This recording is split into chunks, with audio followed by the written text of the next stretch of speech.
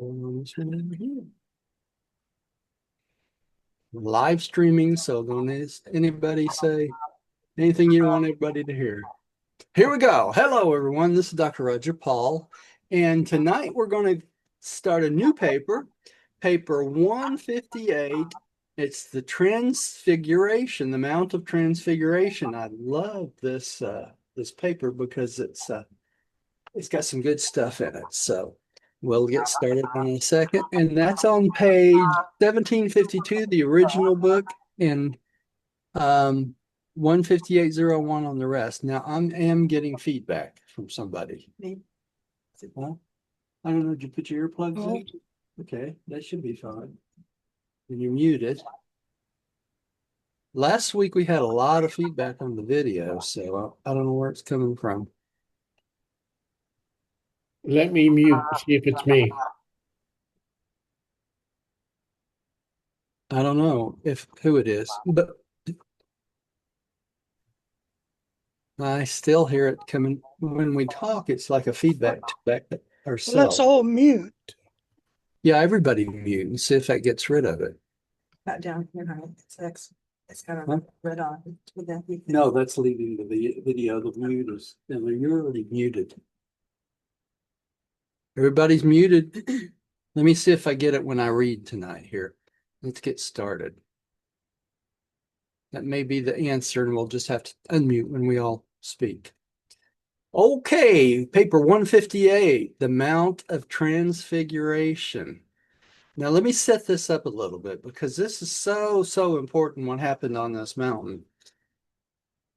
On this mountain, Jesus purposely took 3 of the apostles. He couldn't take all of them because he felt like they weren't ready to experience something this fantastic.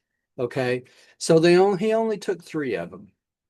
And so the reason he only took 3 of them, he didn't want to freak them out and scare them all. Okay, because when this happens on this mountain, it's obvious that Jesus is no longer just a human, that he is divine. He is divinity. And that's the most important part. Okay. And that's the point I'm going to make. And when we go through this, there's a couple of things. Number one, on this mountain, he gets the approval from the eternal Son of his bestowal. And he also gets the approval of the infinite Spirit of his bestowal.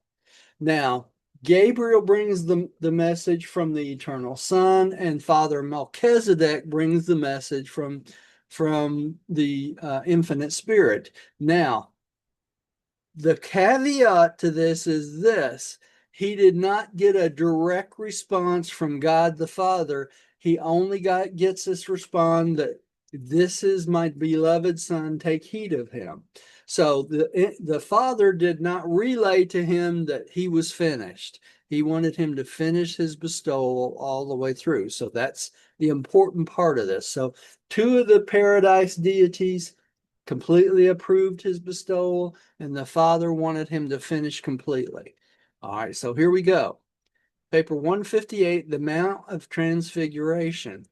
It was near sundown on Friday afternoon, August 12th, August 29, when Jesus and his apostles reached the foot of Mount Hermon. Now remember, Mount Hermon is where he did what? Do y'all remember? You're going to have to unmute to talk. So, y'all, anybody remember? That's where he Defeated Caligastia, right? Satan. And Lucifer he saw Lucifer falling from the heavens. In other words, they went after Lucifer too. Okay, so it was near sundown on Friday, August 12th, AD 29, when Jesus and his associates reached the foot of Mount Hermon, near the very place where the lad Tiglath once waited while the master ascended the mountain alone to settle the spiritual destinies of Urantia and technically to terminate the Lucifer rebellion. So that was the importance of the previous one, right? To terminate the Lucifer rebellion. So as far as the universe is concerned, the Lucifer rebellion is over completely, right? All right. And here they sojourned for 2 days in spiritual preparation for the events so soon to follow. Okay, Diane.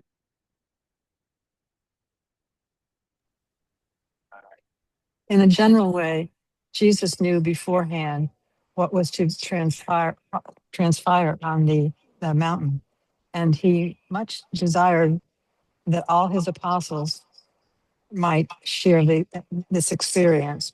It was to fit them for this revelation of himself that he tarried with them at the foot of the mountain. But they could not attain those spiritual levels which would justify their exposure to the full experience of the visitation of the celestial beings so soon to appear on earth. And since he could not take all of his associates with him, he decided to take only the three who were in the habit of accompanying him on such special vigils. Accordingly, only Peter, James, and John shared even a part of this unique experience with the Master. Okay, so he decided just to take Peter, James, and John because he doesn't want to scare the others half to death, right? Yeah, that's basically what happened. All right, and here's a picture of that. It was also on the beginning screen, but this is a good picture of it because you can see here Gabriel and Father Melchizedek, and you can see the apostles on the ground, what they call apostate, because they were really scared. I mean, they weren't prepared to see Jesus transformed. This is why they call it the transfiguration. They weren't prepared to see Jesus transformed and in his heavenly state. Okay, so the mechanical controllers allowed them to see this, which really overwhelmed him. And that's why angels and beings like this don't appear to us on a regular basis, too. Okay, it would scare us all half to death. All right. Pam, would you take the next one? Early on the morning of Monday, August 15th, Jesus and the three apostles began the ascent of Mount Hermon, and this was the 6 days after the memorial noontime confession of Peter by the roadside under the mulberry trees. Okay, so this was only 6 days after this recognition by Peter that Jesus was actually a divine being. All right, Rodney, would you take the next one? I know we haven't got to the part yet, but should the Father have let Jesus know that he was pleased that he had finished? I wonder who would have brought him the message, Emmanuel? No, it would have been the thought adjuster. Okay. Yeah, because the thought adjuster is God the Father. Personally, yeah. Yeah, Okay. the personalized thought adjuster. So, Okay, Jesus had been summoned to go up on the mountain, apart by himself, for the transaction of important matters, having to do with the progress of his bestowal in the flesh, as this experience was related to the universe of his own creation. It is significant that this extraordinary event was timed to occur while Jesus and the apostles were in the lands of the Gentiles, and that it actually transpired on a mountain of the Gentiles. that's interesting, isn't it? That this all happened on the mountain of the Gentiles, not a mountain of the Jews, right? Mm-hmm. Okay. The other thing I want to bring out here is this meeting was totally about the bestowal experience. By the way, let me mention this.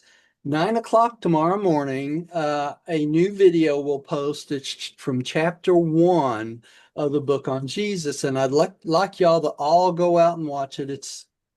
I think it's only 12 minutes long. It's not very long. And all y'all at home that watch our videos, I'd like y'all to all go out and watch it. It'll be both on YouTube, on Facebook, it'll be on X, it'll be all the places I post things, but it'll be there after 9 o'clock, after it gets posted. So somewhere between 9 and 10, it'll be online. But the reason I want to mention that is this very bestowal experience they're talking about. This is a video about all all things that went into the 7 bestowals. So it's going to relate directly to what we're talking about tonight. And it's a really good video. It's actually 3 people talking, 2 men and a woman, about this whole bestowal experience. So it's worth listening to. Take 12 minutes and listen to it. You'll be glad you did. Yeah, they're Oh, great videos. oh, thanks, Rodney. Yeah, they came out good. And also going to try to find that video on the thought adjusters, and I'll send y'all a copy of that one. That's not one of my videos. That's somebody else, but it's such a wonderful video that they put together about the midwayers. I wanted y'all all to see it for sure. I'm going to watch it again myself later. All right. Next. You just read, Rodney? I think he's gone to. Gary, huh? I think Rodney was gone to read and didn't get to. Oh, is that it? I think No, he no, asked a question about I read. who would He got have to read. Yeah. notified Jesus. Okay. Gary, go ahead and take the next one. Okay. They reached their destination about halfway up the mountain, shortly before noon. And while eating lunch, Jesus told the 3 apostles something of his experience in the hills to the east of Jordan shortly after his baptism, and also some more of his experience on Mount Hermon in connection with his former visit to this lonely retreat. So he kind of went over what happened on the last visit, right? How he confronted Caligastia. All What right. happened on the hills east of Jordan? Yeah, He had, the same mountain. Oh, that's oh no, redundant. no, it's talking about he had his experience on Mount Hermon, where he terminated the Lucifer rebellion. Rebellion. That's right. However, after that, when he was baptized, he went up for 40 days in the Oh yeah. hills Yeah, to make that wasn't. 6 Yeah, great that wasn't. decisions. Yeah, that wasn't Mount Hermon though. No, Okay. Yeah. What do you do up on those hills? he had 6 great decisions to make. Mate. Yeah. And so the apostles here confused and combined, because That's in one the of Bible you read, after he was baptized, he went up and defeated Lucifer. And that's not exactly when that happened. Correct. No. Okay. Yeah. Actually, it was before the baptism, wasn't it? I thought so. Yes. Yeah. It was before the baptism, his previous visit to Mount Hermon. Correct. All right. And then the 6 decisions he made after his baptism. Okay. All right. So did you read this, Gary? Yes, I did. Okay. I did a good job too. I'm losing my mind. Whatever mind I had. Okay. When a boy Jesus used to ascend the hill near his home and dream of the battles. Let me start this over again. When Jesus was a boy, Jesus used to ascend the hill near his home and dream of the battles which had been fought by the armies of empires on the plains of Esdraelon. Now he ascended Mount Hermon to receive the endowment which was to prepare him to descend upon the plains of the Jordan to enact the closing scenes of the drama of his bestowal on Urantia. The master could have relinquished the struggle this day on Mount Hermon and returned to his rule of the universe domains, but not only chose to meet the requirements of his order of divine sonship, very important, embraced in the mandate of the eternal Son on paradise, but he also elected to meet the last and full measure of the present will of the Paradise Father. On this day in August, 3 of his apostles saw him decline to be invested with full universe authority. They looked upon amazement as the celestial messengers departed, leaving him alone to finish out his earth life as the Son of Man and the Son of God. So technically he fulfilled all his requirements for the Paradise Son's bestowals. Okay. The only thing he didn't do is reach the full measure of what he felt was the will of the Father for his life. So he stuck around to the end, basically. Okay. And this is really confusing because people say, well, Jesus could have foregone the cross. But that's not true, is it, y'all? Because he chose to live a normal life of a human being, and the epitome of the end of his life was what? The crucifixion. Because that would have happened to any Jewish leader that took the position that Jesus had at the crucifixion or with the Sanhedrin. Okay, so this is a normal eventuation of his life that he got crucified, but it wasn't ever the will of the Paradise Father that he be crucified. It was the will of the Paradise Father that he finish his life and live and die like any other human being. And I would like to also point out that it's like any normal human boy when he's young to dream about war. Battles. That's right. That's exactly right. Battles. All right. The faith of the apostles was at a point at the time of the feeding of the 5,000, and then it rapidly fell almost to zero. Now, as the result of the master's admission of his divinity, the lagging faith of the 12 rose in the next few weeks to its highest pitch, only to undergo a progressive decline. The third revival of their faith did not occur to after the master's resurrection. So they got really depressed after the crucifixion, right? Just an It was FYI, about, you read twice. What? I said, just an FYI, you read 2 times. You read the 2 chapters yeah, before and he after. did. It's okay.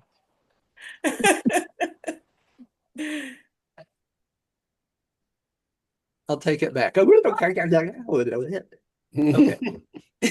There we go. Now you. Okay.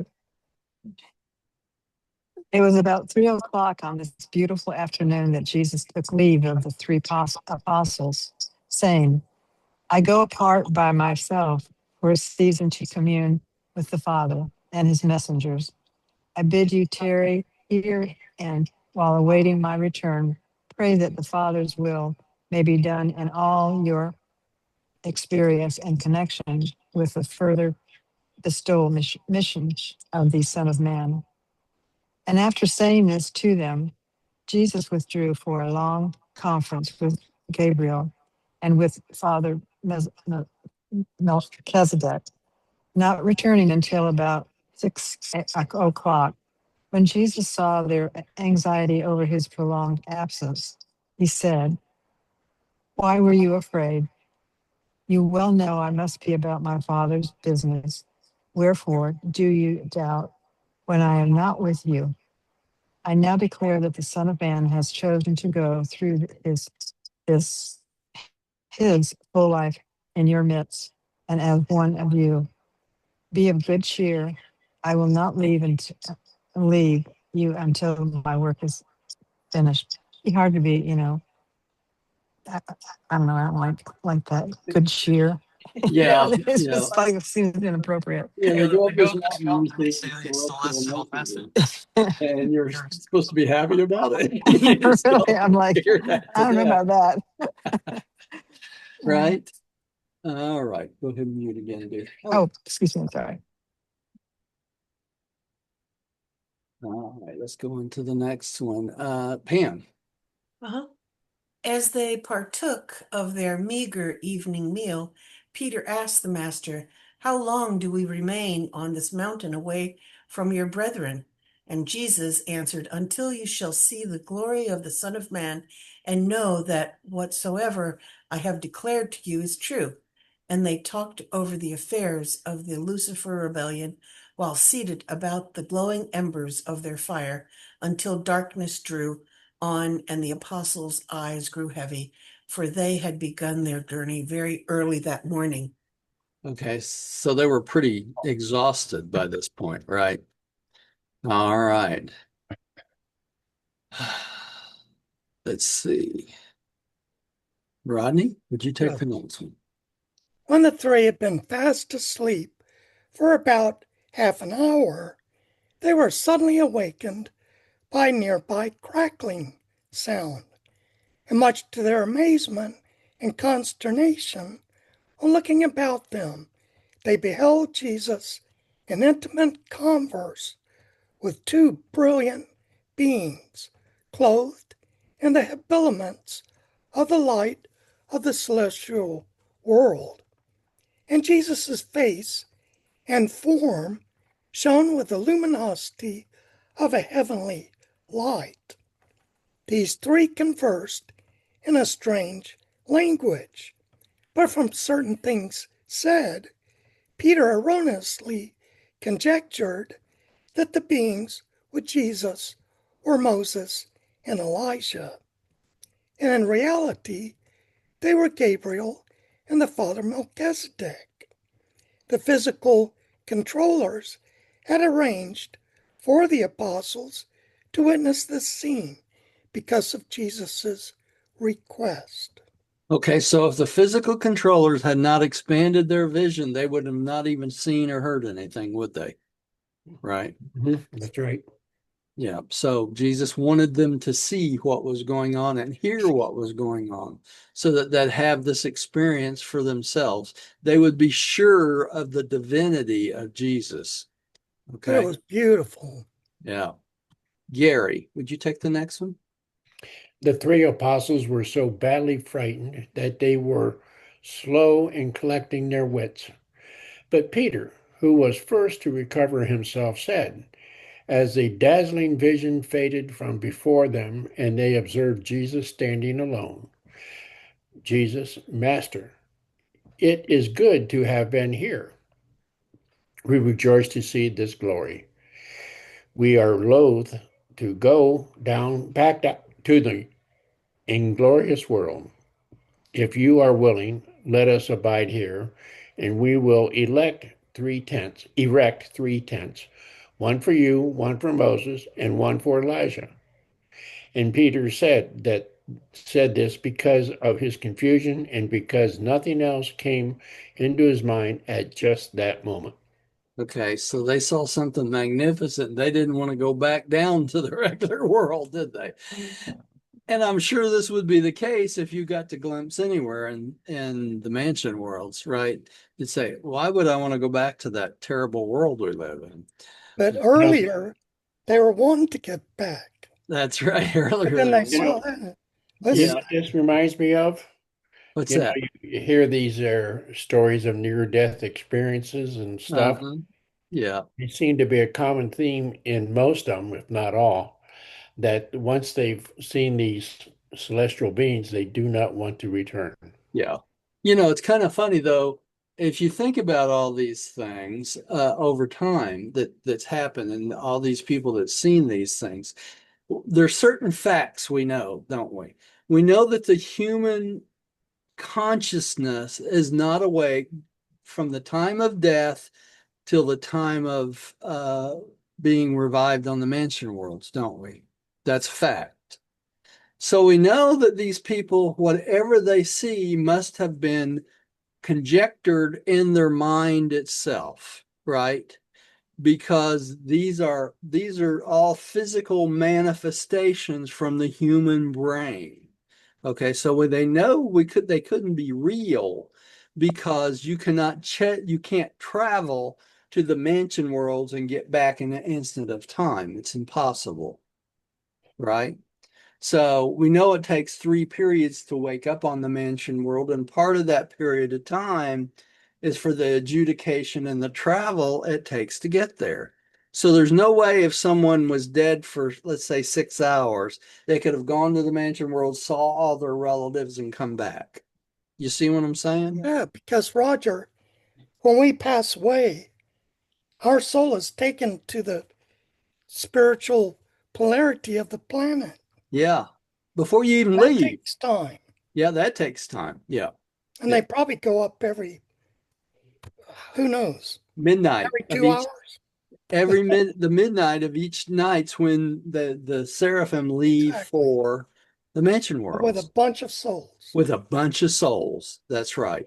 Yeah. So knowing all these things, knowing the details of death, we know that whatever people are seeing when they supposedly die for a period of time and come back is probably manufactured in their own brain of what they expect when they wake up on the mansion worlds, right? So it's in essence a hallucination of the mind of your own mind projecting what you expect to see when you get there. Makes sense? Could it be the thought adjuster having more power because they're unconscious in a coma? I doubt it, Gary, because the thought adjuster, I don't believe would give you a vision of something like that that would make your life here on earth more disappointing. You see what I'm saying? Because once you saw the mansion worlds, would you want to come back here? I don't think so.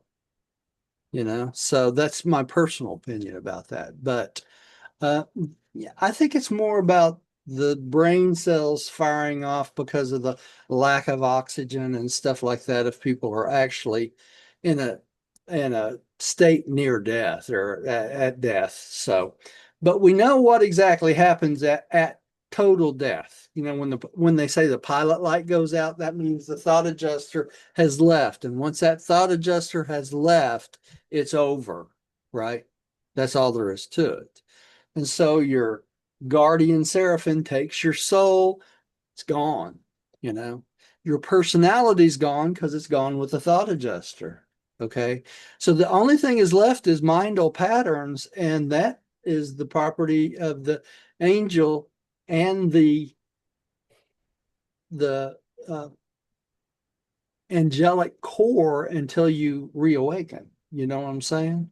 So, knowing the things we know, these certain things just don't make sense anymore. All right. Excuse me. Who's next? You are, I think. No, I think Diane is. No, you read twice, so it could be Diane's turn. Yeah, I think it's Diane. While Peter was yet speaking, a silvery cloud drew near and overshadowed the four of them. The apostles now became greatly frightened, and as they fell down on their faces to worship, they heard a voice, the same that had spoken on the occasion of Jesus' baptism, say, "This is my beloved Son. Give heed to him." And when the cloud vanished, again was Jesus alone with the three, and he reached down and touched them, saying, "Arise and be not afraid. You shall see greater things than this." But the apostles were truly afraid. They were a silent and thoughtful trio as they made ready to descend the mountain shortly before midnight. You're muted, Roger. I said, who is this speaking in this paragraph? Personalized thought adjuster. A personalized thought adjuster, right? So what they heard was the thought adjuster, the same exact thought adjuster that said, "This is my beloved Son in whom I'm well pleased" at baptism. Okay. So same exact thought adjuster, and this is his job. He was communicating for God the Father. All right. Pam, did you take the next?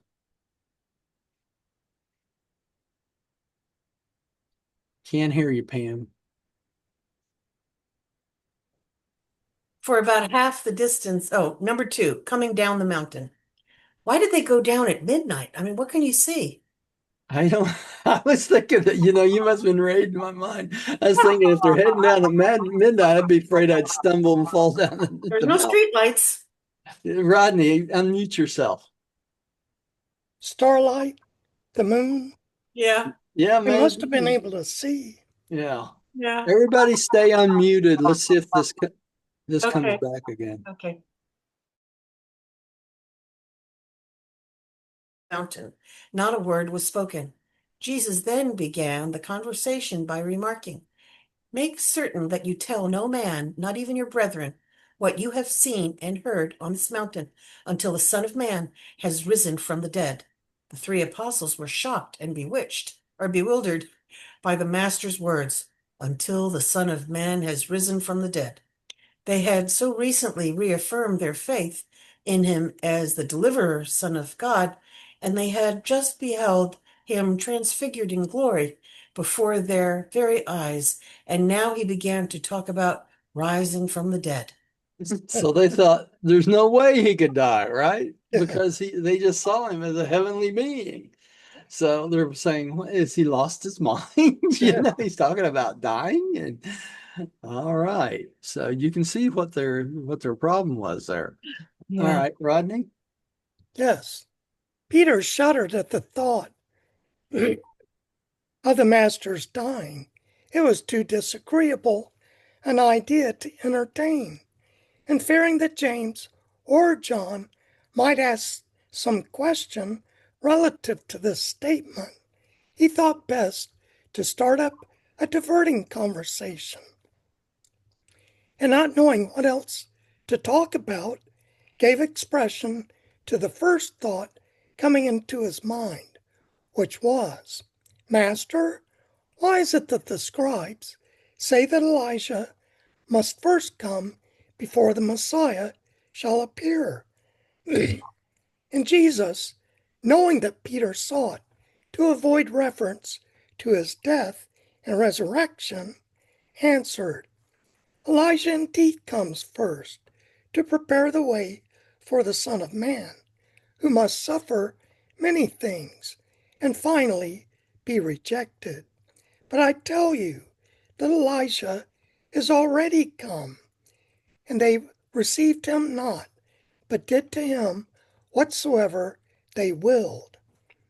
And then did the three apostles perceive that he referred to John the Baptist as Elijah. Jesus knew that if they insisted on regarding him as the Messiah, then must John be the Elijah of the prophecy. And that would make perfect sense, right? Because if Elijah was going to come before him, that would have had to been John the Baptist. All right, Gary, would you take the next one? Jesus enjoined silence about their observation of the foretaste It's coming from you again, Pam. So go ahead and mute again. of his post-resurrection glory, because he did not want to foster the notion that, being now received as the Messiah, he would in any degree fulfill their erroneous concepts of a wonder-working deliverer. Although Peter, Jesus, and John pondered all this in their minds, they spoke not of it to any man until after the Master's resurrection. Okay, so they followed his instructions on that, didn't they? So Okay. it was Peter, James, and John. Peter, James, and John. That's right. What would I say? Peter, Jesus, and John. Oh, okay. Yeah. Sorry about that. That's all right. As they continued to descend the mountain, Jesus said to them, you would not receive me as the Son of Man. Therefore, I have consented to be received in accordance with your settled determination. But mistake not, the will of my Father must prevail. If you thus choose to follow the inclination of your own wills, you must prepare to suffer many disappointments and experience many trials. But the training which I have given you should suffice to bring you triumphantly through even the sorrows of your own choosing. Even though you choose wrong, you will still come through it because he's trained you properly. And here's the transformation in a picture by Raphael. All right. It's kind of interesting because the three apostles are up here and then the rest of them are down underneath the shelf down here. So got part of it right anyway. All right, dear. Whose turn? Mine? Who's you're muted. Diane's turn. I said other Ju- deer, my other deer, Diane deer. Oh, it's Yeah. as my ears are crazy. Okay. Jesus did not take Peter, James, and John with him up to the Mount of the Transfiguration because they were, in any sense, better prepared than the other apostles to witness what happened, or because they were spiritually more fit to enjoy such a rare privilege. Not at all. He well knew that none of the 12 were spiritually qualified for this experience. Therefore, did he take with him? What did I do? Huh? Did you hear anything I said? Okay. Oh, okay. Okay. Therefore, did he take with him only the 3 apostles who were assigned to accompany him at those times when he desired to be alone to enjoy solitary communion? Okay, so the 3 he took weren't any better prepared than the rest, were they? It's just that they normally went with him, so they got to go. All right, Pam, would you take the next one, please? Meaning. Number 3, meaning of the Transfiguration. That which Peter, James, and John witnessed on the Mount of Transfiguration was a fleeting glimpse of a celestial pageant which transpired that eventful day on Mount Hermon. The Transfiguration was the occasion of Go ahead and take that next one too. number 1, the acceptance of the fullness of the bestowal of the incarnated life of Michael on Urantia by the eternal Mother, Son of Paradise. As far as concerned the requirements of the eternal Son, Jesus had now received assurance of their fulfillment, and Gabriel brought Jesus that assurance. That's good. Stop there. We'll let Rodney take the other one. Let me kind of explain this a little bit. So the eternal Son, notice here they call him the eternal Mother Son in this one. You see that?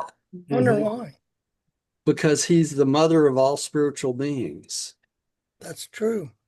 You know, just like God the Father is the father of all beings, period. The eternal Mother Son is the mother of all spiritual beings of paradise. That's Okay. true. So this, as far as this eternal Son was concerned, Jesus was done. Okay, he earned his sovereignty. And it was Gabriel that brought him that announcement. Okay. It's interesting to me that Gabriel brought him that announcement. I would have thought it would have been Gabriel that brought the announcement from the infinite spirit because he's of the angelic core. Okay, isn't that interesting? But the infinite spirit chose Father Melchizedek, which is kind of interesting too. Rodney, would you take the next one? Can I Yeah, interject yeah, here? The phrase the mother son, that yes. would be more aligned with the equivalent of the Christian belief that the Son of God. Mother, son, Yeah. the Son of God. You mean The Jesus? three deities, or The Trinity? yeah, the Trinity. There's in Christianity, there's God, the Son, and the Holy Spirit. Yeah, In us, there's the Father, or of all, yeah. and the Creator. I mean Eternal Son, the eternal Son, and then the infinite spirit. the infinite Spirit. Right. So the Christian analogy would be the Son part of the what I'm trying to say is the Well, they believe that Jesus the was mother Son yeah, would they be, thought he was the second part of the Trinity, didn't they? yeah. So Okay, and he that would was be, not true. Yeah. Actually, the video I did today was I talked about that, that Jesus is not part of the original Trinity. Jesus never was part. And the reason he was assigned that position was that most of the scholars during that time had no concept of the eternal Son. Didn't exist as far as they were concerned. And they didn't understand that the infinite spirit was the other part. They thought the Holy Spirit was part of that Jesus and the Holy Spirit were the other two parts, and they weren't.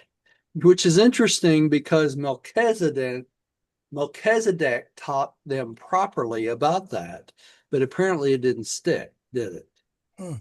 Well, us human beings are stupid. Well, we're short remember too. I mean, it's, look at ourselves.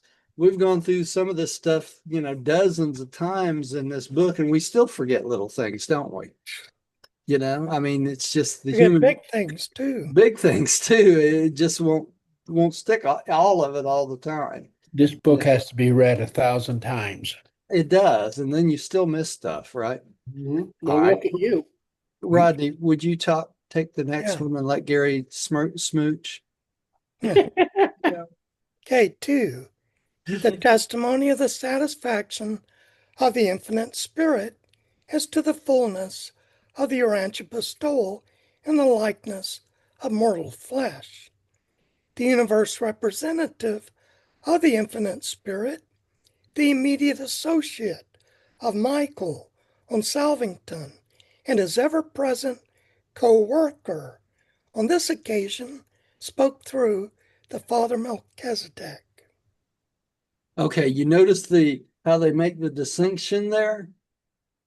The representative of the infinite spirit, which is the local universe mother spirit or the Holy Spirit, right? Okay, so they want to make sure we got all the parts correct here. All right, but the point is that the satisfaction of the infinite spirit, that this bestowal on Urantia was done as far as he was concerned also, right? So two parts of the Trinity was totally satisfied that the bestowal was fulfilled.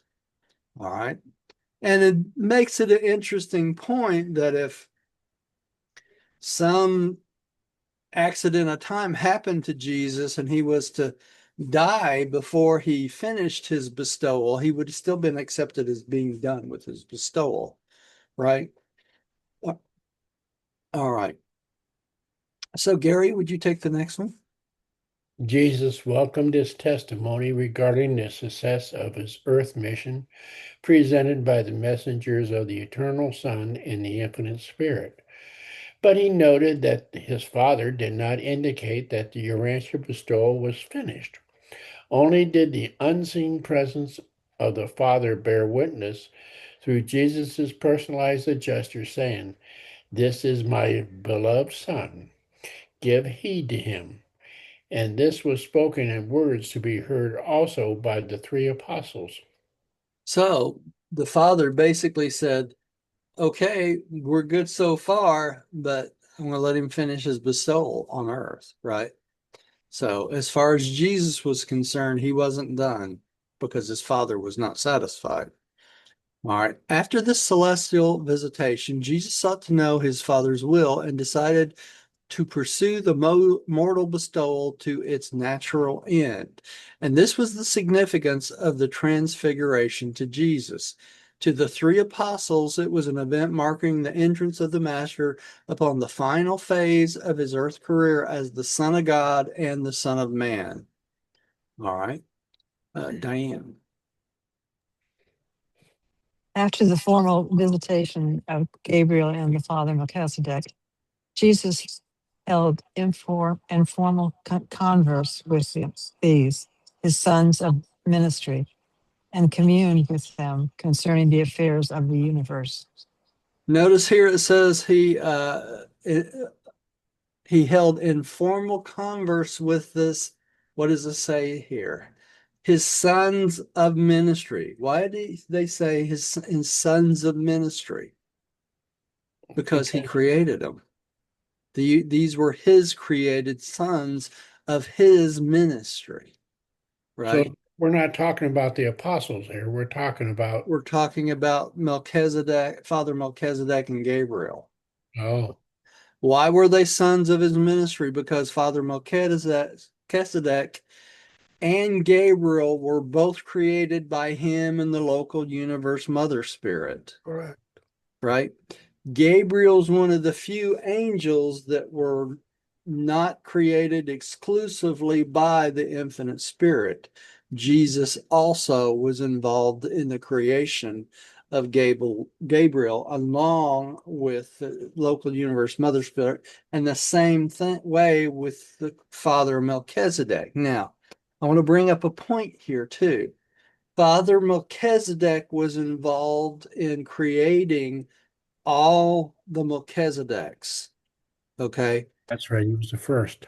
That's right. He was the first. And the only way that could be possible is for him to be in liaison with Christ himself, with Michael and the local universe mother spirit. Makes sense? Because he Roger. did not have creative abilities by himself. I thought, I know that Michael and the Spirit created Gabriel, but I thought that Gabriel and Michael and the Spirit created Father Melchizedek. Yes. The three. The three. Yeah. I'm pretty sure. Yeah. I'm pretty sure you're right on that too. But the point I was making was that Father Melchizedek was involved in creating all the rest of Melchizedek's. Mhm. Yeah. And he could not do that alone. Right? Yeah. He had to have the creator son, the creative mother spirit to be able to do that. Just like Gabriel had to have the creative mother spirit and Michael to be involved in creating Father Melchizedek. Makes sense? Yes. Okay. So the rest of the Melchizedeks were not clones of No, Father Melchizedek. no, Okay. no, they're created beings, just like the sons and daughters are, right? Okay. And we know the sons and daughters were created by Michael himself, not the local universe mother spirit, right? Because the only way they get that other endowment is becoming human and getting a thought adjuster. Okay. All right. A lot involved, it seems like it's too much to remember, but it is, you are able to make the associations and break them apart if you need to. You know what I'm saying? Um, let me see here. I don't want to stop this in the middle of something here. Let me see where we're at on my slides.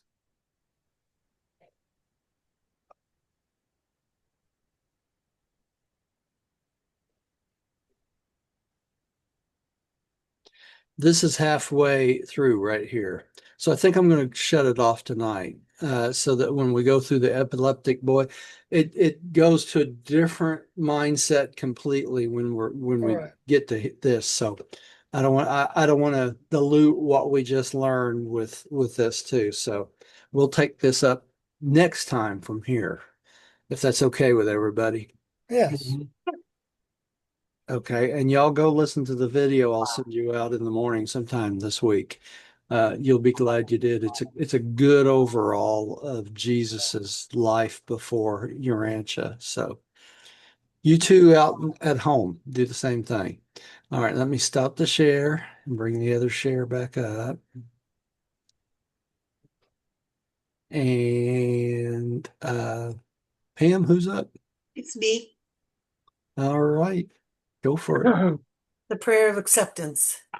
I believe that God is my paradise Father, and that only by faith am I saved. No sacrifice is necessary. By the same faith, I became a child of God and know that all men and women are my brothers and sisters. We know the Son of God, the sovereign of our universe of Nebadon, as Christ Michael, Jesus of Nazareth. By allowing the will of God to become my will, I will someday stand in the presence of the Paradise Father. In the name of Christ Michael, Jesus of Nazareth, Amen. Amen. Amen. Amen.